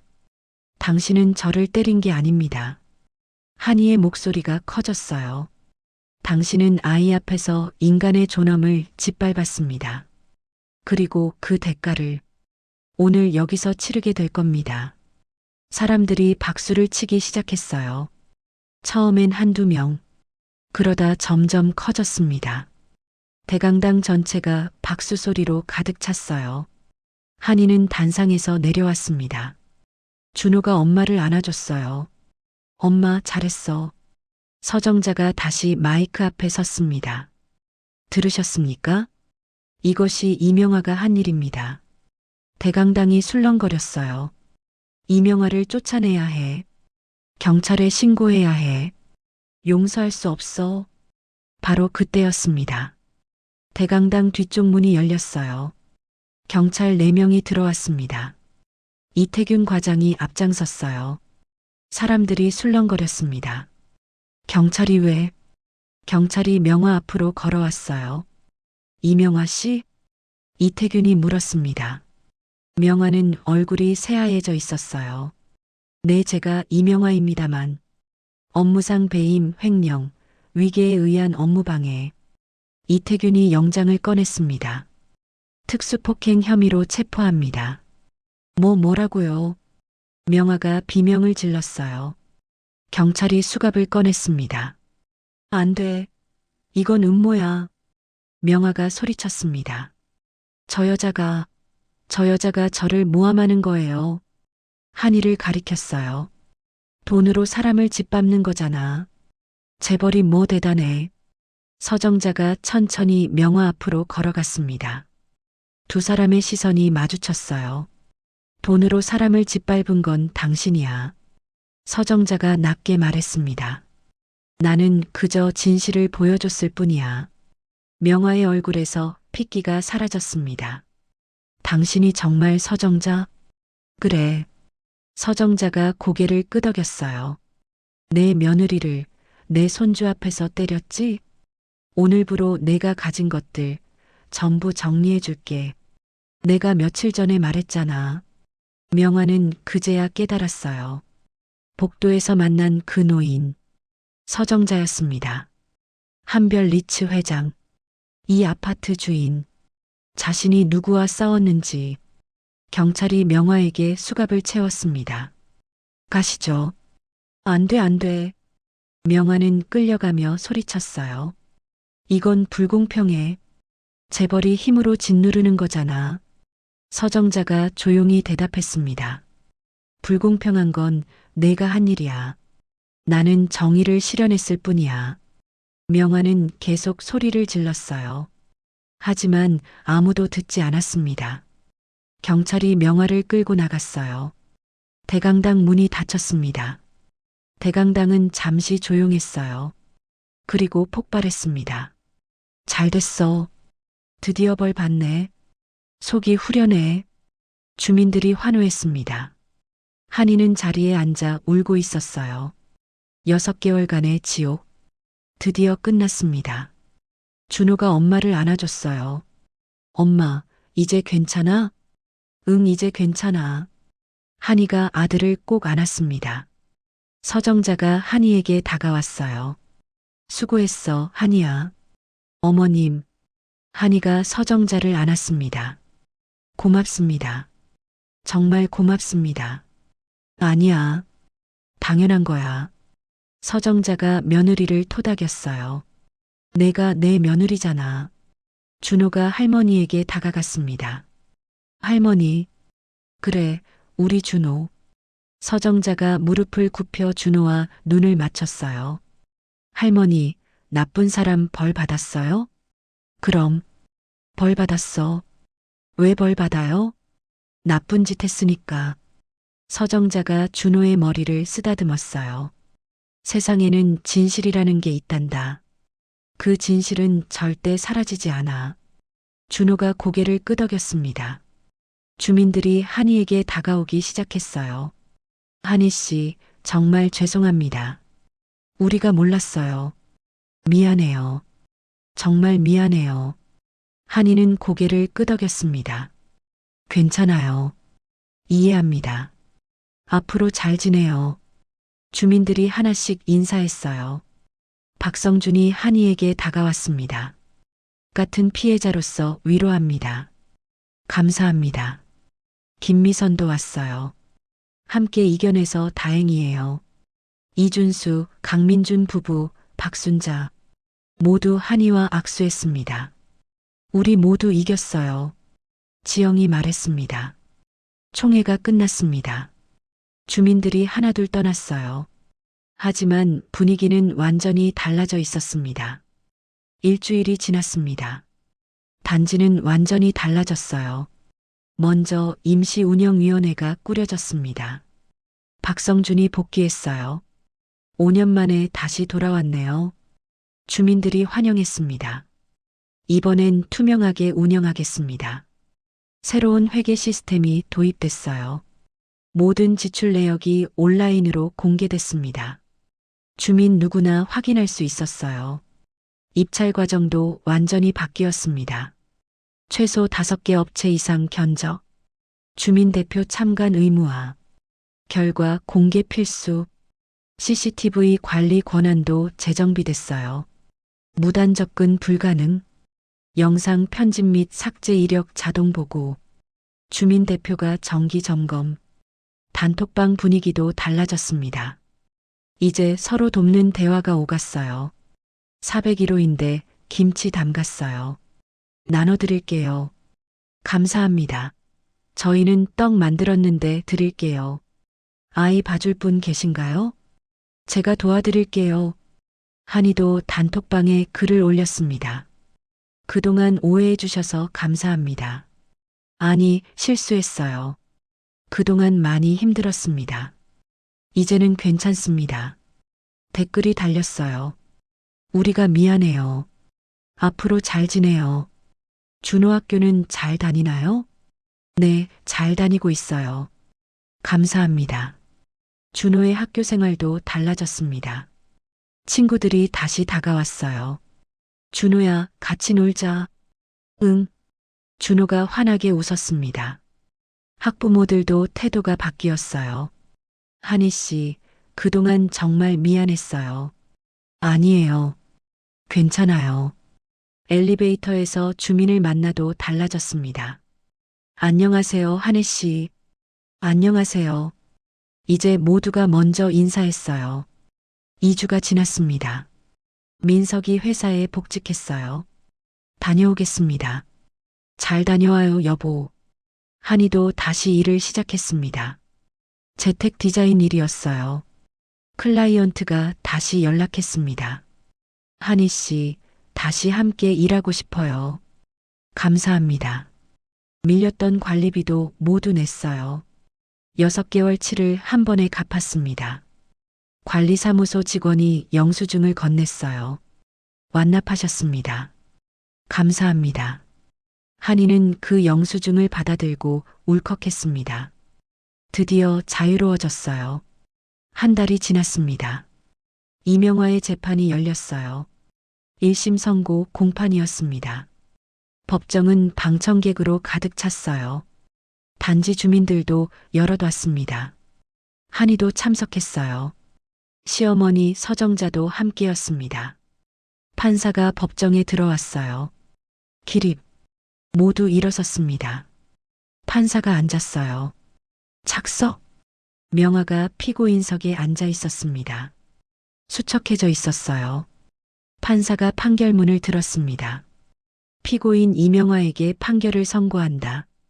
법정이 조용해졌어요. 업무상 배임 혐의 유죄, 횡령 혐의 유죄, 위계에 의한 업무방해 혐의 유죄, 특수폭행 혐의 유죄. 판사가 계속 읽었습니다. 피고인은 5년간 단지 주민들을 기망하고 관리비를 횡령하며 무고한 주민들을 괴롭혔다.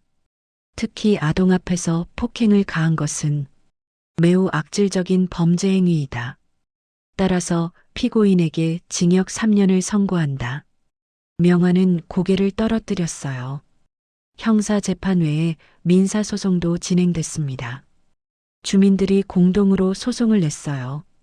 관리비 부당 사용에 대한 손해배상 청구. 법원은 주민들의 손을 들어줬습니다. 명화는 3억 2천만 원을 배상하라는 판결을 받았어요. 추가로 위자료까지 총 4억 원이 넘었습니다. 명화가 쌓아온 재산은 순식간에 사라졌어요.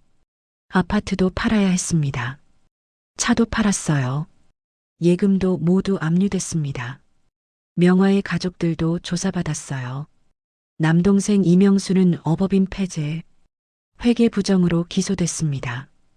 친인척 회사들도 입찰 자격 박탈, 5년간 공공 입찰 참여 금지. 명화의 인생은 완전히 무너졌습니다. 2개월이 지났습니다. 마린크라운 단지에서 주민 간담회가 열렸어요. 서정자가 직접 참석했습니다. 회장님 감사합니다. 주민 대표가 인사했어요. 당연한 일 했을 뿐입니다. 서정자가 대답했습니다. 앞으로 이런 일이 재발하지 않도록 시스템을 완전히 바꾸겠습니다. 새로운 정책이 발표됐어요. 주민감시위원회 신설, 분기별 회계 감사 의무화, 위원장 임기 2년, 연임 1회 제한, 부정행위 신고 포상제. 주민들이 박수를 쳤습니다. 이제 안심하고 살 수 있겠어요. 정말 감사합니다, 회장님. 간담회가 끝나고 서정자는 한이 가족을 저녁 식사에 초대했어요. 오늘은 우리 가족끼리 편하게 먹자. 고급 한정식집이었습니다. 서정자, 민석, 한이, 준호. 4사람이 둘러앉았어요. 건배. 서정자가 잔을 들었습니다. 우리의 승리를 위하여. 건배. 모두 잔을 부딪혔어요. 준호는 주스로 건배했습니다. 식사하며 이야기를 나눴어요. 한이야, 요즘 어때? 서정자가 물었습니다. 정말 좋아요, 어머님. 한이가 웃으며 대답했어요. 사람들도 친절하고, 일도 잘 되고, 준호도 행복해하고, 다행이네. 서정자가 미소 지었습니다. 어머님께 너무 신세만 졌어요. 신세? 무슨 신세? 서정자가 고개를 저었어요. 가족이 하는 거지. 민석이 말했습니다. 어머니, 정말 감사합니다. 너도 이제 회사 잘 다니지? 네, 승진도 했어요. 잘 됐네. 준호가 입을 열었어요. 할머니, 저 학교에서 반장 됐어요. 진짜? 우리 준호 대단한데? 네. 친구들이 뽑아줬어요. 준호가 자랑스럽게 말했습니다. 서정자가 준호의 머리를 쓰다듬었어요. 우리 준호 앞으로 더 멋진 사람이 될 거야. 식사가 끝나고 서정자가 한이에게 말했습니다. 한이야, 너한테 줄 게 있어. 뭐예요? 서정자가 봉투를 건넸어요. 한이가 열어봤습니다. 수표였어요. 어머님, 이건 민사소송에서 받은 배상금이야. 서정자가 설명했어요. 내 몫이야. 저는 받을 수 없어요. 한이가 손사래를 쳤습니다. 왜? 어머님이 다 해주셨는데요. 너도 싸웠잖아. 서정자가 단호하게 말했어요. 6개월 동안 혼자 버텼어. 아이 앞에서도 무너지지 않으려 했고, 그게 진짜 용기야. 한이의 눈에 눈물이 맺혔어요. 받아. 준호 교육비로 써. 감사합니다. 한이가 봉투를 받았습니다. 3개월이 지났습니다. 단지에서 봄 축제가 열렸어요. 커뮤니티 센터 앞마당이었습니다. 주민들이 모두 모였어요. 아이들이 뛰어놀았습니다. 음악이 흘러나왔어요. 한이는 준호와 함께 부스를 운영했습니다. 핸드메이드 액세서리를 팔았어요. 한이 씨, 이거 정말 예쁘네요. 하나 살게요. 주민들이 다가왔습니다. 감사합니다. 한이가 환하게 웃었어요. 준호는 친구들과 놀고 있었습니다. 준호야, 술래잡기 하자. 좋아. 아이들의 웃음소리가 울려 퍼졌어요. 서정자도 축제에 왔습니다. 주민들이 반갑게 맞았어요. 회장님 오셨어요. 환영합니다. 서정자는 손을 흔들며 답했습니다. 한이의 부스로 왔어요. 어머님, 한이야, 장사 잘 되니? 네, 정말 잘 돼요. 서정자가 액세서리를 받습니다. 이거 다 내가 만든 거야? 네. 재능 있네. 감사합니다. 준호가 달려왔어요. 할머니, 우리 준호 재미있어? 네. 진짜 재미있어요. 준호가 환하게 웃었습니다.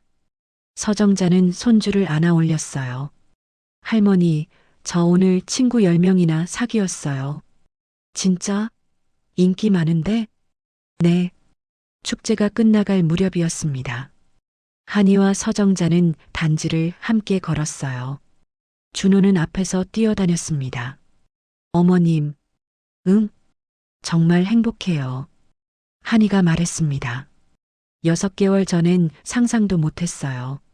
이렇게 행복할 수 있다는 걸. 서정자가 며느리를 바라봤어요. 넌 자격이 있어, 한이야. 행복할 자격. 한이의 눈에 눈물이 맺혔습니다. 감사합니다, 어머님. 가족이니까. 서정자가 한이의 어깨를 감싸 안았어요. 우리는 가족이야. 두 사람은 한참을 걸었습니다. 준호가 뒤돌아봤어요. 엄마, 할머니, 빨리 와요. 그래, 간다. 한이가 대답했습니다. 세 사람은 석양을 향해 걸어갔어요. 6개월이 흘렀습니다. 한이는 일기장을 펼쳤어요. 펜을 들었습니다. 그리고 쓰기 시작했습니다. 오늘 나는 배웠다. 진짜 힘은 돈이 아니라 진실에서 나온다는 것을, 권력은 일시적이지만 정의는 영원하다는 것을, 그리고 가족은 피보다 진하다는 것을. 한이는 잠시 펜을 멈췄어요. 창밖을 바라봤습니다. 단지가 보였어요. 평화로운 모습이었습니다. 아이들이 놀이터에서 놀고 있었어요. 주민들이 산책하고 있었습니다. 한이는 다시 일기장을 봤습니다. 준호야, 엄마가 내 앞에서 뺨을 맞았던 그날, 너는 엄마를 걱정했지. 하지만 엄마는 괜찮았어. 왜냐하면 내가 엄마 손을 잡아줬거든. 그리고 할머니가 우리를 지켜줬어. 세상이 불공평해 보일 때가 있을 거야. 강한 사람이 약한 사람을 짓밟는 것처럼 보일 거야. 하지만 포기하지 마. 진실은 언젠가 빛을 본다. 정의는 반드시 이긴다. 그리고 사랑하는 사람들이 너를 지켜줄 거야. 한이는 일기장을 덮었습니다. 거실로 나왔어요. 준호가 숙제를 하고 있었습니다. 준호야, 숙제 다 했어? 응, 거의 다 했어. 민석이 퇴근해서 들어왔어요. 다녀왔어요. 어서 와요, 여보. 한이가 맞았습니다. 오늘 저녁은 뭐예요? 준호가 좋아하는 카레.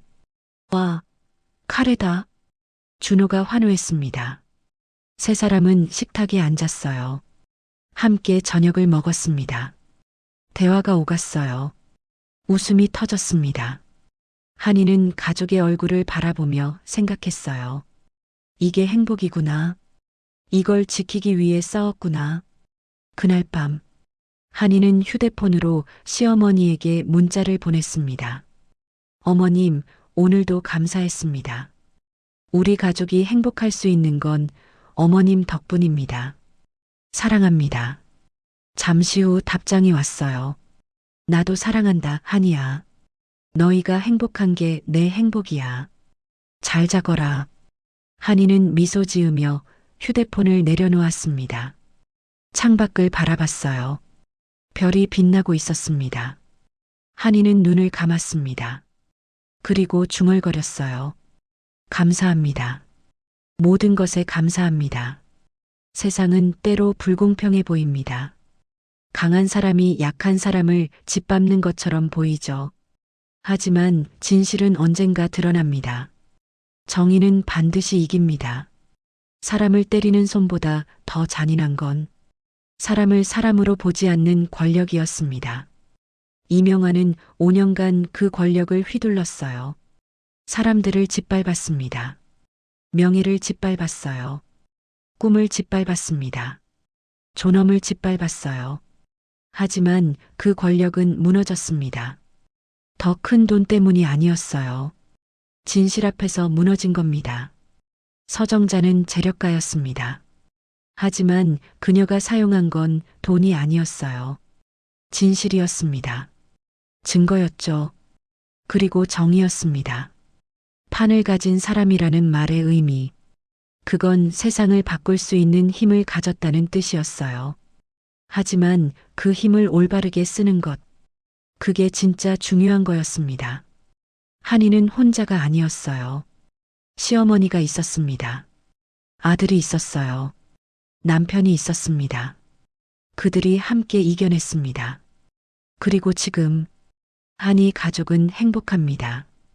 단지 주민들도 행복해요. 이명환은 감옥에 있습니다. 3년의 시간을 보내며 자신이 한 일을 되돌아볼 겁니다. 오늘 이야기는 여기까지입니다. 복도에서 뺨을 맞았던 며느리, 그리고 그 며느리를 지킨 시어머니의 이야기였습니다. 아이 앞에서 인간의 존엄을 짓밟은 여자, 그리고 그 여자에게 정의를 실현한 가족의 이야기였어요. 권력은 진실 앞에 무너졌고 정의는 결국 이겼습니다. 여러분의 가정에도 이런 정의가 함께하기를 바랍니다. 서로를 지키는 가족이 되시길 바랍니다. 그리고 어려울 때 포기하지 않는 용기를 가지시길 바랍니다. 약자라고 해서 당해야 하는 건 아닙니다. 진실은 반드시 밝혀집니다. 그리고 정의는 언젠가 이깁니다. 힘든 시간을 보내고 계신 분들, 포기하지 마세요. 당신은 혼자가 아닙니다. 당신을 지켜줄 사람이 반드시 있습니다. 그리고 진실은 반드시 밝혀질 겁니다. 구독과 좋아요 버튼을 눌러주시고 어디에서 듣고 계신지 댓글로 남겨주세요. 다음에 더 좋은 이야기로 찾아뵙겠습니다. 여러분 건강하세요. 행복하세요. 그리고 사랑하는 사람들을 꼭 지켜주세요. 감사합니다.